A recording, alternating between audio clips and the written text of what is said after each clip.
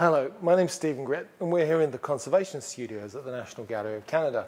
To my left are two paintings by the French artist Claude Monet, one from 1872 and the other from 1901. In a sense, the two paintings bracket the period that we usually call Impressionism within his work. They're here as preparation for an exhibition at the National Gallery of Canada called Monet, A Bridge to Modernity. And I'm the lucky one who gets to treat them for the exhibition. So any treatment begins with examination, and here I am pointing to some features underneath the upper layers of paint. They're part of the initial painting, the painting that Monet made on site in London from the balcony of his hotel. And here I am looking at the X-radiograph and showing the curator the features that were subsequently covered up in the finishing of the painting. It's smokestacks and buildings on the far bank and a lot more detail in the bridge. He even moved the sun in the finished painting. And what his intention in doing that is to produce more effect and more visual pictorial balance rather than it being an accurate record of what was there. Here's the painting with the varnish partly removed, and you can see these white features at the surface. They're old tears or punctures that were present when we bought the painting in 1914 from Monet's dealer and indeed sort of partly from himself, because Monet was still alive and may well have even made an initial restoration on those damages.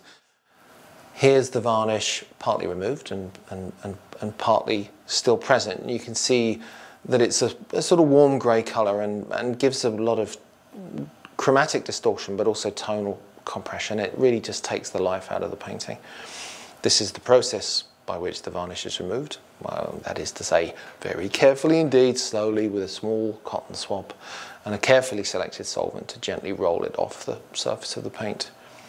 Most restorations finish with what we call in-painting or retouching, where we use a small brush and stable synthetic paint to compensate for damage and loss and the holes that are in some paintings like this one.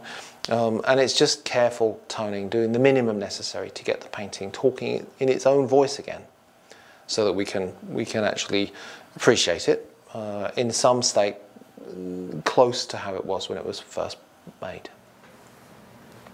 So earlier when I said I was lucky, what I meant was it's a rare treat to be able to work simultaneously on two great paintings by a great painter.